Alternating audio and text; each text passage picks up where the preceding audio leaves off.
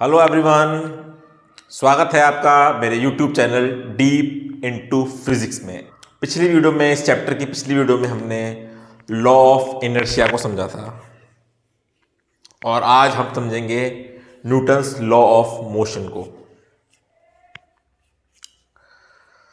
तो law of inertia आप समझ गए होंगे, पिछली वीडियो में मैंने बहुत डिटेल से समझाया था। तो law of motion, law of inertia के बाद न्यूटन्स के लॉ ऑफ मोशन आते हैं। न्यूटन्स के लॉ ऑफ मोशन क्या है? न्यूटन्स के लॉ ऑफ मोशन जो है वो लॉ ऑफ इनर्शिया को और आगे लेके जाते हैं। मतलब जो बात गैलीलियो ने एक्सप्लेन की थी उसी बात को न्यूटन्स के लॉ ऑफ मोशन में और अच्छी तरीके से एक्सप्लेन किया गया है। समझिए ना आप। तो मैं चाहूंगा कि आप मेरी पहली वीडियो, इस चैप्टर की पहली वीडियो जो है लॉ ऑफ इनर्शिया, वो एक बार जरूर देखें, ठीक है। तो देखिए, लॉ ऑफ इनर्शिया में बताया गया है when the net external force is zero, जब कोई फोर्स नहीं होता या फिर नेट फोर्स जो होते हैं वो जीरो होते हैं, तो कुछ चेंज नहीं होता। जो ऑब्जेक्ट रेस्ट में है वो हमेशा रेस्ट में ही रहेगा, और जो ऑब्जेक्ट जिस वेलोसिटी से मूव कर रहा है, जो ऑब्जेक्ट जिस वेलोसिटी से मूव कर रहा है, वेलोसिटी मतलब डायरेक्शन भी आ जाता है उसके अंदर, मतलब डायरेक्शन भी सेम रहेगा, उसका डायरेक्शन भी चेंज नहीं हो सकता, क्योंकि डायरेक्शन चेंज हुआ, वेलोसिटी चेंज हुई। जो ऑब्जेक्ट जिस वेलोसिटी से मूव कर रहा है उसी वेलोसिटी से मूव करता रहेगा जब तक उस पर कोई फोर्स नहीं लगता। यह बात तो एक्सप्लेन कर दी थी गैलीलियो ने लॉ ऑफ इनर्शिया में, और यही न्यूटन्स का फर्स्ट लॉ है। यही न्यूटन का फर्स्ट लॉ है। न्यूटन्स फर्स्ट लॉ यही है। चलिए ठीक है। तो नई बात क्या है इसमें, न्यूटन्स लॉ ऑफ मोशन में फिर नई बात क्या है? अब जो न्यूटन का सेकंड लॉ आता है, अब जो न्यूटन का सेकंड लॉ जो आता है वो लॉ ऑफ इनर्शिया और न्यूटन्स फर्स्ट लॉ को और आगे लेके जाता है। देखिए, न्यूटन्स फर्स्ट लॉ या फिर कह लीजिए लॉ ऑफ इनर्शिया में, इसमें यह बात तो समझ में आ गया कि जब फोर्स जीरो होगा, व्हेन फोर्स इज जीरो, तो बॉडी के जो रेस्ट में है रेस्ट में रहेगी, जो बॉडी मोशन में है वो कंटिन्यूसली सेम वेलोसिटी से मोशन में रहेगी। बट जब फोर्स जीरो ना हो तब, जब फोर्स जीरो ना हो तब क्या होगा? मतलब जनरल केस, समझ रहे ना, वो बताया है न्यूटन्स के सेकंड लॉ में।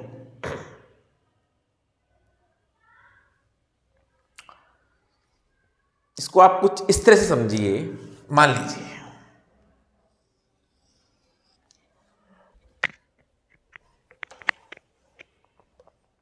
ये एक स्मॉल बॉल है, मान लीजिए 1 kg की, ठीक है।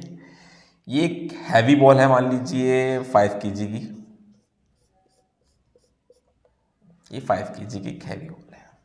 अब ये इन पे फोर्स जो है मान लीजिए जीरो है, इस पे भी फोर्स जीरो लग रहा है, या फिर नेट फोर्स जीरो है, ठीक है। Net external force is zero on both of them.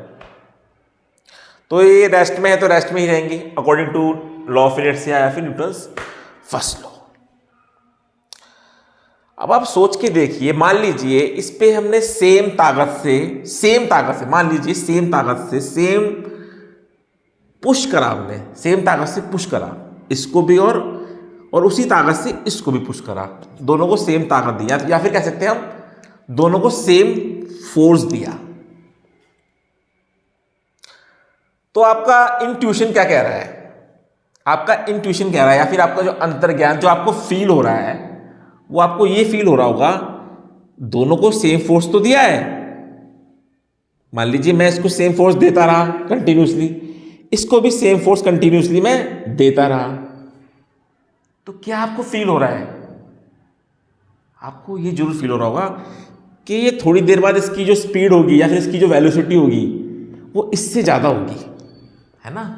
ये भारी चीज़ है, अगर मैं इसको भी उतनी ताकत लगाऊंगा तो ये कम वेलोसिटी पकड़ पाएगा कंपैरिजन टू दिस। मान लीजिए कुछ देर बाद इसकी वेलोसिटी हो गई 15 मीटर पर सेकेंड, लेकिन उतनी ही देर बाद इसकी वेलोसिटी 15 नहीं होगी, इसकी वेलोसिटी कम होगी, इससे कम होगी, है ना। अरे भाई जैसे कोई हल्का पत्थर है कोई भारी पत्थर है, आपने हल्के पत्थर को सेम फोर्स उतना ही फोर्स दिया जितना, मतलब दोनों पत्थरों को आपने सेम फोर्स दिया, एक बड़ा सा पत्थर है एक छोटा सा पत्थर है और दोनों को आपने सेम ताकत लगाई, कौन ज्यादा तेज हिलेगा, जो छोटा पत्थर है वो ज्यादा तेज हिलेगा ना। तो वही बात है यहां पे भी,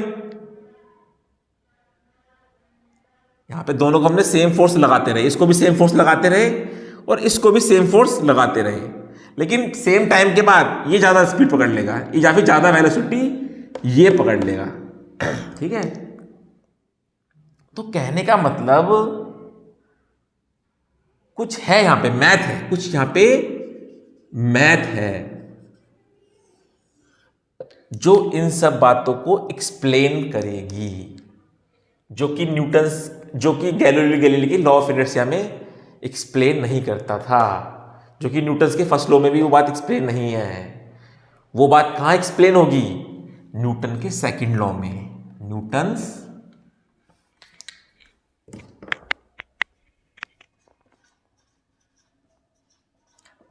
सेकंड लॉ।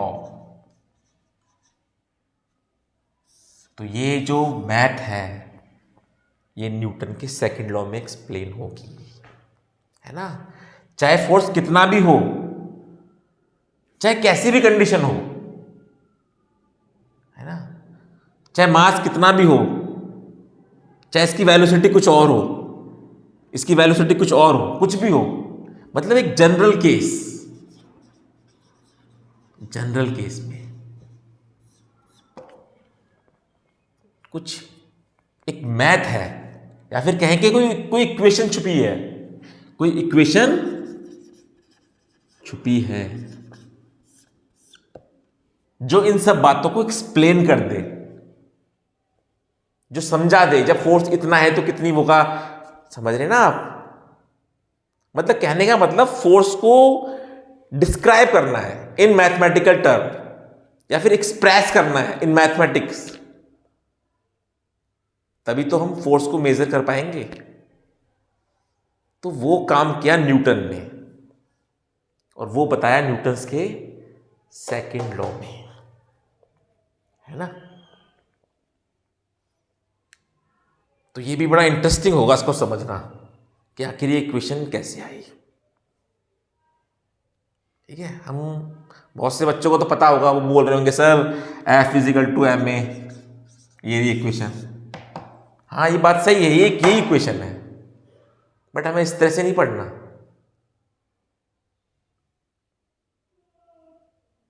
ये लग तो रहा है बहुत आसान इक्वेशन है, लेकिन जब ये इक्वेशन पहली बार जब न्यूटन ने ये प्रेजेंट की होगी, कैसे लाए हो इस इक्वेशन को, वो आज हमें समझना है। कैसे कोई इक्वेशन इन सब बातों को एक्सप्लेन कर दे, वो हम आज इस वीडियो में समझेंगे। तो इसके पीछे की जो मैथ समझने के लिए कि फोर्स को हम कैसे एक्सप्रेस करें, उसके लिए हमें समझना होगा कंसेप्ट ऑफ मोमेंटम।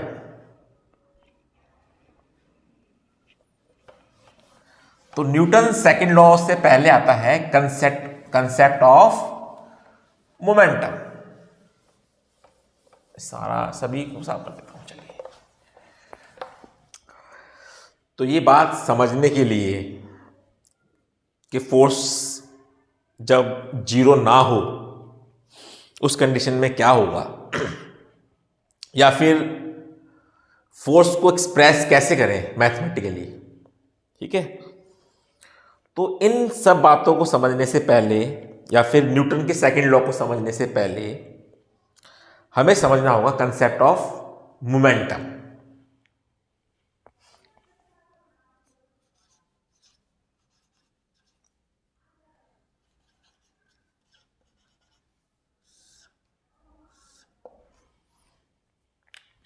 तो मोमेंटम को आप कुछ इस तरह से समझिए। देखिए, आपने क्रिकेट तो खेला होगा, ठीक है। मान लीजिए सेम हाइट से, किसी बिल्डिंग की सेम हाइट से ऊपर से कोई बॉल ड्रॉप कर रहा है, ठीक है। उसने पहले बॉल ड्रॉप करी, टेनिस की बॉल ड्रॉप करी और आपने टेनिस की बॉल कैच की। दूसरे केस में उसी बिल्डिंग की सेम हाइट से किसी ने लेदर की बॉल, जो टेस्ट मैच में खेलते हैं, वो रेड कलर की जो लेदर की बॉल होती है, भारी वाली, हैवी वाली, ऊपर से वो बॉल किसी ने ड्रॉप करी और वो बॉल आपने कैच करी। तो सेम हाइट है, ठीक है। तो यहां पे दोनों की वेलोसिटी क्या होगी, आपके हाथों पे जब बॉल आएगी तो सेम ही होगी, है ना। लेकिन कौन सी बॉल आपके हाथ पे ज्यादा इफेक्ट डालेगी, टेनिस की बॉल या फिर लेदर की बॉल? ऑफ कोर्स लेदर की बॉल आपके हाथ पर ज्यादा इफेक्ट डालेगी। देखो, दोनों केस में वेलोसिटी तो सेम है, लेकिन मास लेदर की बॉल का ज्यादा है, इसलिए आपके हाथ पे किसका इफेक्ट ज्यादा होगा, किस केस में आपका हाथ ज्यादा हर्ट करेगा, है ना। लेदर की बॉल जब आप कैच करोगे तो आपके हाथ में ज्यादा फील होगा, हर्ट होगा आपका हाथ, लेदर की बॉल का इफेक्ट ज्यादा होगा। या तो कहेंगे लेदर की बॉल कैच करना थोड़ा मुश्किल होता है ना। तो आइडिया हुआ मोमेंटम का, कुछ फील हुआ मोमेंटम का। चलिए एक केस मैं आपको और देता हूं। ये एक बॉल है,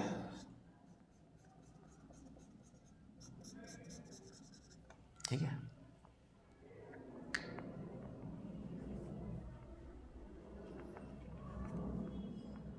इसका कुछ मास है और अभी ये रेस्ट पोजीशन पे है। अभी क्या है, ये रेस्ट पोजीशन पे, इसकी वेलोसिटी क्या है, 0, ठीक है। तो उसका मोमेंटम क्या होगा, इसका मोमेंटम होगा मास इनटू वेलोसिटी, जो कि क्या आएगा, 0 आएगा, ठीक है। अब मुझे इसका मोमेंटम चेंज करना है, मुझे इसका मोमेंटम चेंज करना है, तो क्या होगा, मुझे फोर्स लगाना पड़ेगा, या तो पुश करना पड़ेगा, पुल करना पड़ेगा, है ना, तभी तो उसका मोमेंटम चेंज होगा। चलिए ठीक है। अब मान लीजिए कोई बॉल है,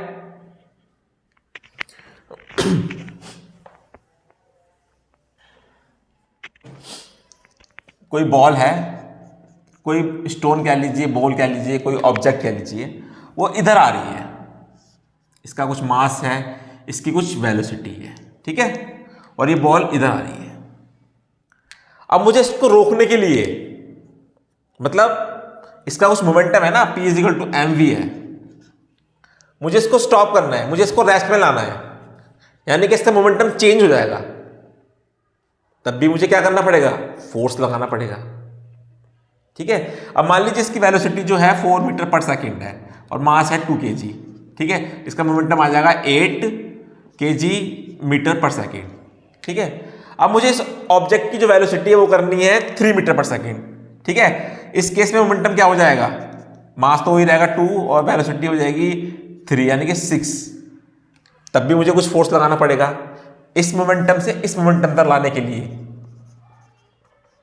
तो कुछ समझ रहे हैं आप, मतलब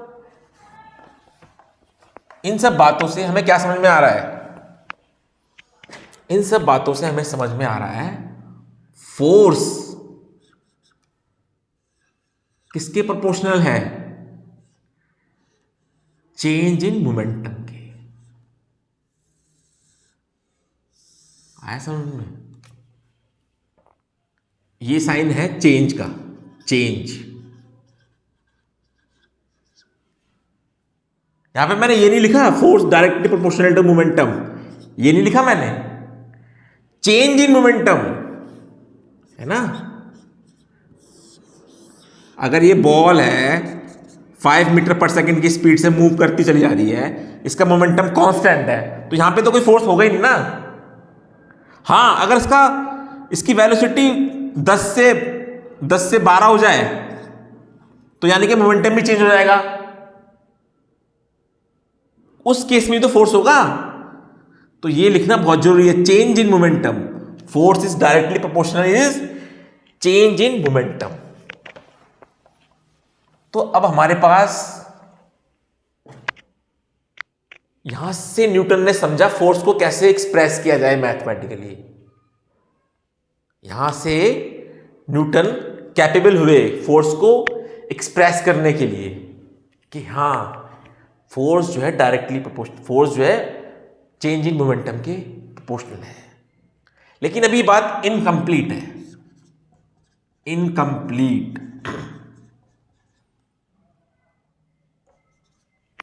अभी ये बात क्या है? इनकम्प्लीट, पूरी बात नहीं है। फोर्स को हम मैथमेटिकली एक्सप्रेस करना चाहते हैं, लेकिन ये बात अभी इनकम्प्लीट है। देखिए, मैंने आपको एक एग्जांपल दिया था कि लेदर की बॉल कैच करना थोड़ा मुश्किल होता है, ठीक है, वो हमारे हाथ पे ज़्यादा इफेक्ट डालती है। तो मैं आपसे इसका रीज़न पूछूंगा तो आप ये बोलोगे कि वहाँ पे चेंज इन मोमेंटम ज़्यादा है ना। टेनिस की बॉल हल्की होती है, ठीक है, तो उसका कम मोमेंटम होता है, और मोमेंटम जैसे ही वो बॉल आपके हाथ पे गिरती है टेनिस की बॉल, तो मोमेंटम 0 हो जाता है, तो उसका ऑलरेडी कम था मोमेंटम, ठीक है, तो चेंज इन मोमेंटम उसका कम होगा, है ना। तो फोर्स डायरेक्टली प्रोपोर्शनल है चेंज इन मोमेंटम के। लेकिन लेदर की बॉल का मास ज़्यादा होता है, उसका मोमेंटम ज़्यादा है, ऑलरेडी ज़्यादा है, और वो एकदम से फिर हाथ पे आती है, वो उसका मोमेंटम क्या होता है? 0 हो जाता है। तो इस केस में चेंज इन मोमेंटम ज़्यादा है, मतलब फोर्स क्या है? आपके हाथ पे ज़्यादा लगा। तो इससे आपने इस बात को एक्सप्लेन कर दिया, ठीक है। लेकिन मैं आपको अब कुछ ऐसा करके दिखाऊं कि लेदर की बॉल कैच करना आपके लिए आसान हो जाएगी टेनिस की बॉल से। मतलब जो इफेक्ट आपके हाथ पे लेदर की बॉल ने डाला है ना, उससे भी बहुत कम इफेक्ट आपके हाथ पे आएगा जब आप लेदर की बॉल कैच करोगे। इस टेक्निक आपको पता भी होगी शायद। तो आप सोच रहे हो कि इससे तो फिर ये न्यूटन्स का जो ये बात गलत साबित हो जाएगी, है ना। तो आप सोचोगे फिर तो ये बात गलत है ना। तो मैंने कहा ना, ये बात अभी इनकम्प्लीट है। चलो पहले मैं आपको टेक्निक समझाता हूं कि जब वो आप लेदर की बॉल कैच करोगे तो आपके हाथ पे ऐसा लगेगा जैसे कोई फूल गिर रहा है, जैसे कोई गुलाब का फूल आपके हाथ पे गिर गया है, ऐसा फील होगा।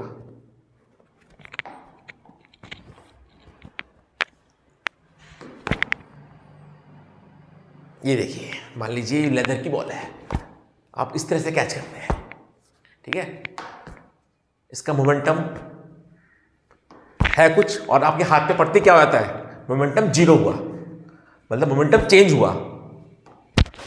मोमेंटम चेंज मतलब आपके हाथ में कोई फोर्स लगा होगा, और वो पता लग रहा है आपके हाथ पे हर्ट हो रहा है। लेकिन अगर आप कुछ इस तरह से करते हैं, देखिए ना, इस तरह से, ये आप क्या कर रहे हैं, तो आपको पता भी नहीं चल रहा इस टाइम कि आप बॉल कैच करते हैं, इस तरह से, इस तरह से, इस तरह से। देखिए, मान लीजिए लेदर की बॉल है ये, और जब ये आपके हाथ पे गिरी, इसका कुछ मोमेंटम है, और जब ये आपके हाथ पे गिरी, मोमेंटम 0 हो गया, आपके हाथ पे कुछ इफेक्ट आया इसका, क्योंकि चेंज इन मोमेंटम हुआ है, एक फोर्स है यहाँ पे। लेकिन जब ये बॉल नीचे गिर रही है, आपने इस बॉल का जो मोमेंटम है, आपने इसको जीरो नहीं होने दिया। देख रहे हैं ना आप हाथ नीचे, ये बॉल इस तरह से आपके हाथ पे गिरी और आपने इसका मोमेंटम जीरो नहीं होने दिया। आप अपना हाथ नीचे करते गए, मतलब धीरे धीरे आपने इसका मोमेंटम जीरो करा। मतलब आपने कुछ टाइम दिया इसके मोमेंटम को चेंज होने के लिए। आपने कुछ टाइम दिया इसका मोमेंटम चेंज होने में, तो तभी आपके हाथ में बहुत हल्का सा इफेक्ट आया, या कहें एक हल्का सा फोर्स जनरेट हुआ। जो क्रिकेटर्स होते हैं, जो बॉल कैच करते हैं, वो इस तरह से कैच नहीं करते ऐसे, वो हाथ को पीछे लेके जाते हैं ऐसे करके, वो इस तरह से हाथ को पीछे लेके जाते हैं, इस तरह से पीछे लेके जाते हैं। वो बॉल का मोमेंटम कम करते हैं। कम कैसे करेंगे मोमेंटम? वो सॉरी, बॉल का जो चेंज इन मोमेंटम है, मतलब उसको फोर्स कम करते हैं वो, मतलब टाइम देते हैं उस बॉल को रेस्ट आने में, उसको टाइम देते हैं। तो कहने का मतलब है, ये बात जो इनकम्प्लीट है, force is directly proportional to,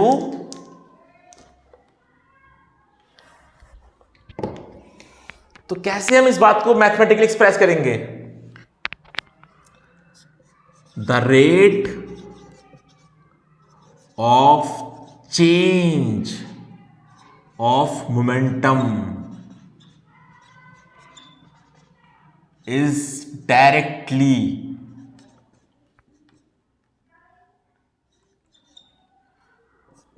proportional to applied force। और यही क्या है? यही है न्यूटन का सेकंड लॉ। ये है न्यूटन सेकंड लॉ। यही न्यूटन का सेकंड लॉ है। मतलब फोर्स जो है वो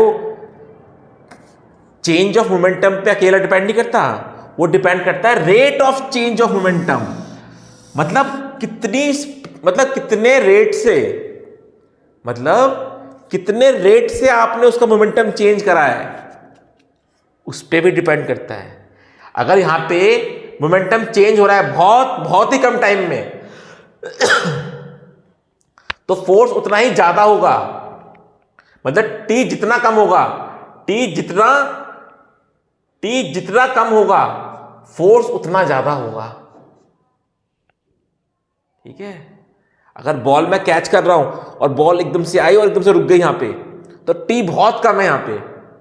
लेकिन मैं जब बॉल आ रही है और मैं हाथ को इस तरह से पीछे ले आ रहा हूं, तो मैं इस टाइम को बढ़ा रहा हूं, और जब ये टाइम बढ़ रहा है तो फोर्स कम होगा। तो देखा कितने अच्छी तरीके से इन सारी बातों को इस इक्वेशन ने एक्सप्रेस कर दिया। एक छोटी सी इक्वेशन ने इन सब बातों को एक्सप्रेस करा है। इसी को बोलते हैं मैथमेटिकली एक्सप्रेस करना, और यही फिजिक्स है। तो न्यूटन ने ये काम करा था। इसमें लॉ ऑफ इनर्शिया भी आ गया। इसमें अगर फोर्स नहीं होगा तो क्या होगा? मोमेंटम चेंज ही नहीं होगा। जो बॉल जिस स्पीड से जा रही है वो उस स्पीड से जाती रहेगी। इसमें लॉ ऑफ इनर्शिया या फिर कहें न्यूटन का फर्स्ट लॉ भी आ गया। तो ये है न्यूटन्स का सेकंड लॉ।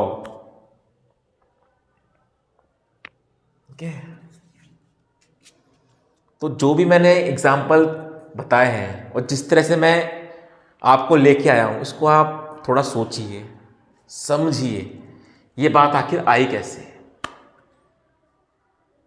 है ना? इस टाइम के बारे में भी और सोचिए। और भी बहुत सारे एग्जाम्पल हैं जो आप सोच सकते हैं, पढ़ सकते हैं। आप जो एक्सरसाइज करेंगे, जो प्रॉब्लम्स करेंगे, हर प्रॉब्लम आपको समझाएगी इसको और ज़्यादा। तो जब आप क्वेश्चन करते हैं ना, तो आप क्वेश्चन को बस करते मत रहिए, उस क्वेश्चन को आप सोचिए भी, उससे फिजिक्स को और समझने की कोशिश कीजिए। मैं जितना समझा रहा हूँ वो मैं समझा रहा हूँ, लेकिन मैं 100% नहीं समझा पाऊंगा, क्योंकि कुछ बातें समझाई नहीं आती, वो खुद समझनी पड़ती हैं। कुछ बातें आपको खुद समझनी पड़ती हैं। जब आप क्वेश्चन करोगे, जब आप ध्यान से उस बात को सोचोगे, तो आपको और क्लियर होगी। लेकिन मेरी कोशिश रहेगी मैं जितना समझा सकता हूँ उतना समझाऊंगा। तो इस तरह से न्यूटन का सेकंड लॉ आपको समझ में आया होगा।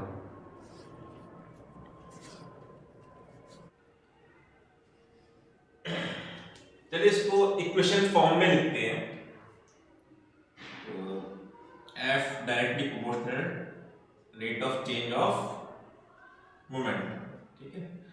प्रोपोर्शनल हटेगा तो कांस्टेंट आएगा, del P upon del T, ठीक है। कुछ बच्चों को K से कंफ्यूजन होती होगी, ये K का क्या यूज है।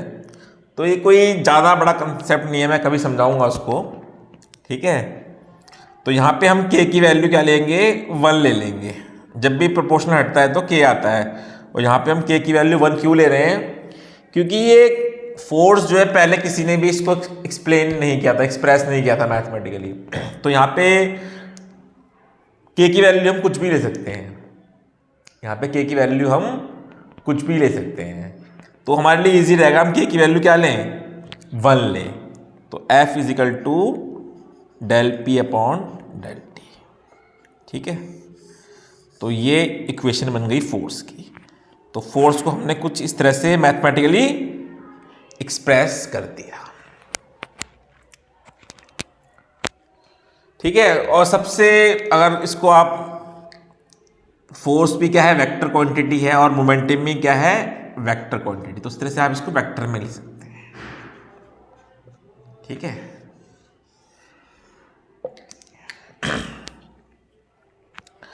अब देखिए न्यूटन ने ये क्वेश्चन जो दी है, ये उसने अपने आसपास देखा, चीज़ों को बार बार उसने एक्सपेरिमेंट करे, छोटे मोटे एक्सपेरिमेंट करे होंगे उसने। तो ये जो इक्वेशन जो दी गई है, और अभी तक जो ये बात है, अभी तक ये बात किस पे टिकी पड़ी है, एक्सपेरिमेंट एंड ऑब्जर्वेशन पे। अभी तक हमने मॉडर्न साइंस से काफ़ी एक्सपेरिमेंट कर लिए होंगे इसके ऊपर, और ये बात हमेशा ठीक है, ठीक है। मतलब अगर मैं इसको एक अलग दूसरी भाषा में लिखूं, same force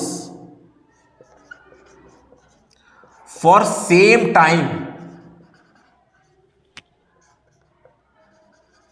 cause same change in momentum for different bodies।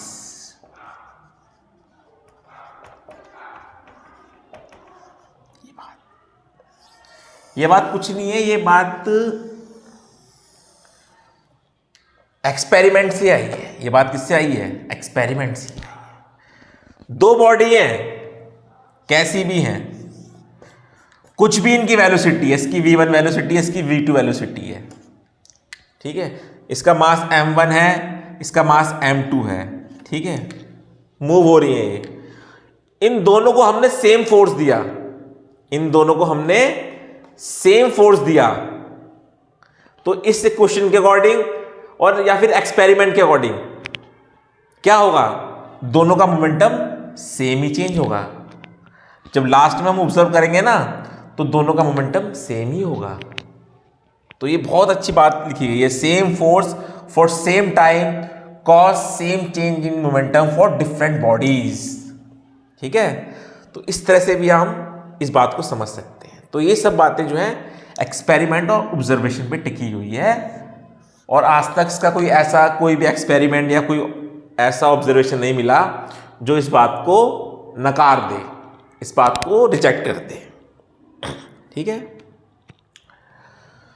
और इस इक्वेशन को हम एक और तरीके से लिख सकते हैं।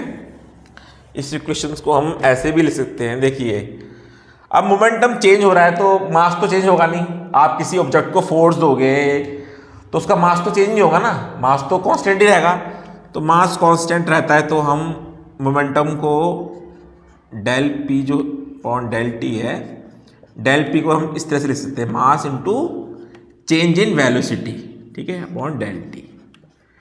और ये क्या है हमारा, ये है हमारा एक्सेलरेशन, ठीक है, ये है हमारा चेंज, सॉरी इसको हम बोलते हैं एक्सेलरेशन। एक्सेलरेशन क्या होता है, rate of change of velocity, और ये क्या है, rate of change of velocity, ठीक है। वैसे देखा जाए तो एक्सेलरेशन ये होता है मास, इसको हम डिफरेंशिएट में भी लिख सकते हैं, डेरिवेटिव में भी लिख सकते हैं, D P upon d T, क्योंकि फोर्स तो छोटे से छोटे इंटरवल ऑफ टाइम में चेंज हो सकता है ना, इनफाइनेटली स्मॉल इंस्टेंट पे, ठीक है। तो इसलिए हम डिफरेंशिएट में लिखेंगे, तो m हो जाएगा हमारा d v upon d t, तो ये हमारा हो जाएगा मास इनटू एक्सेलरेशन, ठीक है, वेक्टर क्वांटिटी ये सब। तो इस तरह से भी हम इसको लिख सकते हैं। तो फोर्स का जो फार्मूला हो गया या फिर इक्वेशन हो गई मास इनटू एक्सेलरेशन, ठीक है। और फोर्स की यूनिट है फोर्स की न्यूटन, ठीक है।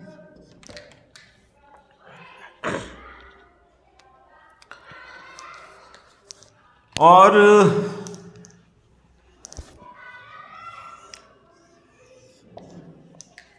तो इस इक्वेशन के आधार पे हम लॉ ऑफ इनर्शिया, फिर न्यूटन फर्स्ट लॉ हम ऐसे भी लिख सकते हैं, if net force is 0 then its acceleration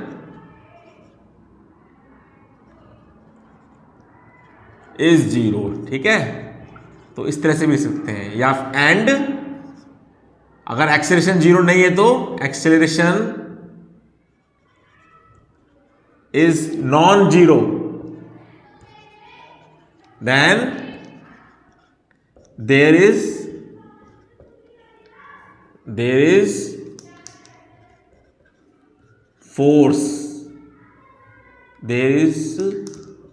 force, तब वहां फोर्स होगा, there is a force act on it, ठीक है। तो न्यूटन का फर्स्ट लॉ हम इस तरह से लिख सकते हैं, इस इक्वेशन के आधार पे। इफ नेट फोर्स इज 0 तो एक्सेलरेशन 0 होगा, और जब एक्सेलरेशन मान लीजिए 0 नहीं है तो पक्का वहां पे कोई फोर्स होगा। तो ये मैंने आपको न्यूटन का सेकंड लॉ समझाया, किस तरह से न्यूटन का सेकंड लॉ आया। और